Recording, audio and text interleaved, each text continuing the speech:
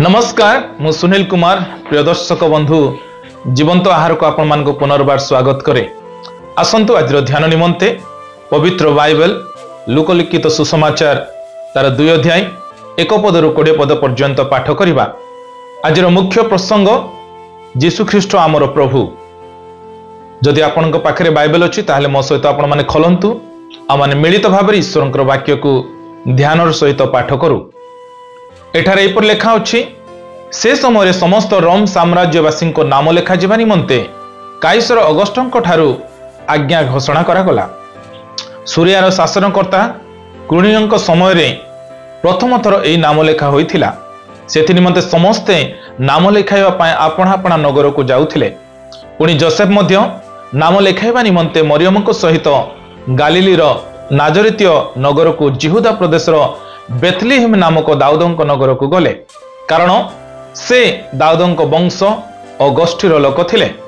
ताहांक सहित मरियमक विवाह निर्बंध होइथिला और से गर्भवती थिले। से माने से स्थान रे थिबा समय ताहांक प्रसव काल उपस्थित हैला।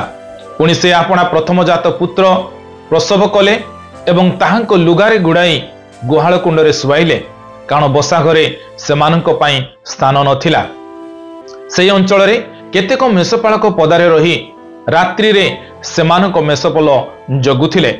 प्रभुंकर जड़े दूत सेमानक निकट को उपस्थित हेले। पुणी प्रभुंकर गौरवर आलोक सेमानक चारिआडे प्रकाशित हैला। आउ सेमाने अतिशय भयग्रस्त हेले।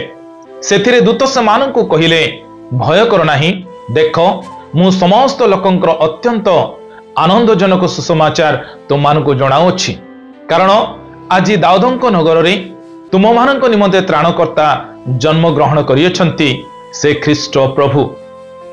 आ तुम मानक निमंते यह चिन्ह स्वरूप हेबो, तुमाने जणे शिशुंकु लुगारे गुड़ाई होई गुहाल कुंडरे सईथिबार देखिबो।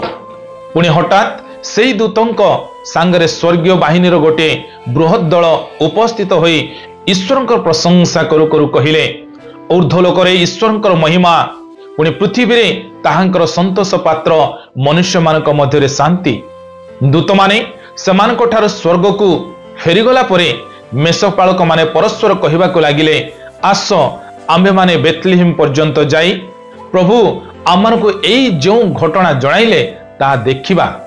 एतिरे से माने शीघ्र जाई अन्वेषण करी मरियम और जोसेफंकु पुणी गुहाल कुंडरे शिशुंकु सईथिबा देखिले। से माने यह देखि से शिशुंक विषय सेमान को जो कथा कह जाइथिला ताहा प्रकाश कले। पुणी जेते लोक मेषपालक मानक ठारू सेही सब कथा सुनिले, से माने समस्ते सेही कथारे चमत्कृत हेले। किंतु मरियम एही समस्त कथा हृदय रे रखी आनंद करिबाकू लागिले। आउ मेषपालक मानक जेपरि कह जाइथिला सेही परि से माने जहा जहा सुनिले और देखिले, समस्त सकाशे ईश्वरंकर गौरव और प्रशंसा करू करू फेरी गले। पठित वाक्य रे प्रभु आम समस्तंकु आशीर्वाद करंतु। आसंतु पठित शास्त्रांश को आम माने बुझिबा निमंते चेष्टा करू। गालिलीर नाजरित रे रहुतबा मरियम जिहुदार बेथलीहेम को यात्रा करिथिले, जेउठारे से यीशुंकु जन्म देइथिले।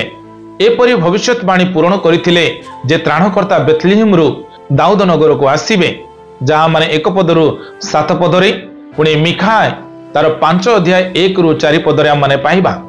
जोसेफ एवं मरियम शिशु यीशुंकु पोशाकरे गुड़ाई एक गुहाल रे सुआई देइथिले। जणे दूत शिशु यीशुंकर जन्म मेषपालक मानकु घोषणा करिथिले, जो माने नीच श्रेणीर सबुठारो नीच श्रेणीर बोली विवेचित हेउथिले। उक्त खबर सुनी मेषपालक माने यीशु जेउठारे थिले सेठाकु दौड़ी गले एवं परमेश्वरंकर प्रशंसा कले। पठित शास्त्रांश रे यीशु किए अटंती ताहा आसु आमने देखिबा। 10 पुणी 11 पद अनुसार यीशुंक आगमन हेउची सुसमाचार, समस्तंक पई महा आनंदर शुभ खबर।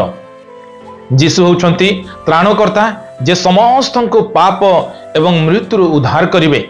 से होउछंती ख्रीष्ट प्रभु, राजा जी समानता एवं न्याय सहित शासन करिवे। यीशुंक ठारे आमे जो माने पापर दास होई अछु प्रकृत स्वाधीनता एवं शांति पाई पारिबा।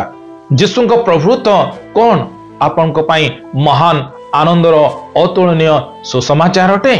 ଏହି ଶାସ୍ତ୍ରାଂଶରୁ ଈଶ୍ୱର ଆମମାନଙ୍କୁ କ'ଣ ଶିଖାନ୍ତି? ମୋର ପ୍ରିୟ ଆସୁ ତାହା ମାନେ ଶିଖୁ ଓ ଆମମାନଙ୍କର ଜୀବନରେ ତାକୁ ବ୍ୟବହାର କରିବା ନିମନ୍ତେ ଚେଷ୍ଟା କରୁ। 15ରୁ 20 ପଦ ଅନୁସାରେ ଯେତେବେଳେ ଆମେ ପରମେଶ୍ୱରଙ୍କର ବାକ୍ୟ ସାକାର ହେବାର ସାକ୍ଷୀ ଏବଂ ଅନୁଭବ କରୁ, ସେତେବେଳେ ଆମର ବିଶ୍ୱାସ ବୃଦ୍ଧି ପାଏ। ମେଷପାଳକମାନେ କେବଳ ଶୁଣି ସନ୍ତୁଷ୍ଟ ନଥିଲେ ଯେ ସେମାନେ ନିଜେ ଦେଖିବାକୁ ଯାଇଥିଲେ ଏବଂ ଯୀଶୁଙ୍କ ଜନ୍ମର ପ୍ରତ୍ୟକ୍ଷଦର୍ଶୀ ହୋଇଥିଲେ। ଯେତେବେଳେ ପରମେଶ୍ୱରଙ୍କର ବାକ୍ୟ ଜୀବନରେ ଅଭ୍ୟାସ କରାଯାଏ ନାହିଁ, ଏହା ଶୂନ୍ୟତାରେ ପରିଣତ ହୁଏ ଏବଂ ପରମେଶ୍ୱରଙ୍କର ବାକ୍ୟ ଉପରେ ଆଧାରିତ ନୁହେଁ ଏପରି ଜୀବନ ମଳିନ ହୋଇଯାଏ। ଧର୍ମଶାସ୍ତ୍ର ମାଧ୍ୟମରେ ଆପଣ ଯେଉଁ ଶବ୍ଦ ଗୁଡ଼ିକୁ ବା ଯେଉଁ ବାକ୍ୟ ଗୁଡ଼ିକୁ ଧ୍ୟାନ କରନ୍ତି, ତାହା ଆପଣଙ୍କର ଦୈନନ୍ଦିନ ଜୀବନରେ ଚାଲିବା ନିମନ୍ତେ ଏହା ଆମମାନଙ୍କୁ ଶକ୍ତି ପ୍ରଦାନ କରିଥାଏ। ପ୍ରଭୁ ଆମ ସମସ୍ତଙ୍କୁ ଆଜିର ଚିନ୍ତା ଦ୍ୱାରା ଆଶୀର୍ବାଦ କରନ୍ତୁ। ଆସନ୍ତୁ ଆମମାନେ ପ୍ରାର୍ଥନା କରିବା। ପ୍ରେମିକ ସ୍ୱର୍ଗୀୟ ପିତା, ଆଜିର ସୁନ୍ଦର ବାକ୍ୟ ନିମନ୍ତେ ଆମେ ଆପଣଙ୍କୁ ଧନ୍ୟବାଦ ଦେଉଛୁ। ଆଜିର ବାକ୍ୟ ପ୍ରମାଣେ ପ୍ରଭୁ, ଯେତେବେଳେ ଆମମାନେ ସେ ବାକ୍ୟ ଅନୁସାରେ ଯୀଶୁଙ୍କ ଠାରେ ଜଡ଼ିତ ହଉ, ଯୀଶୁଙ୍କ ଉପରେ ଆମମାନଙ୍କର ବିଶ୍ୱାସ ସ୍ଥାପନ କରୁ, ତାହେଲେ ଆମମାନଙ୍କର ପରିତ୍ରାଣ ଆମେ ପ୍ରାପ୍ତ ହେଇଥାଉ, ପୁଣି ଅନନ୍ତ ଜୀବନର ଅଧିକାରୀ ହେବା ପାଇଁ ଆମେ ସୁଯୋଗ ପାଇଥାଉ। ତେଣୁ ପ୍ରଭୁ ଆଜିର ସୁନ୍ଦର ବାକ୍ୟ ନିମନ୍ତେ ଧନ୍ୟବାଦ ଦେଇ ପ୍ରାର୍ଥନା ମାନେ ଯୀଶୁଙ୍କ ନାମରେ ମାଗୁଅଛୁ, ଆମେନ୍।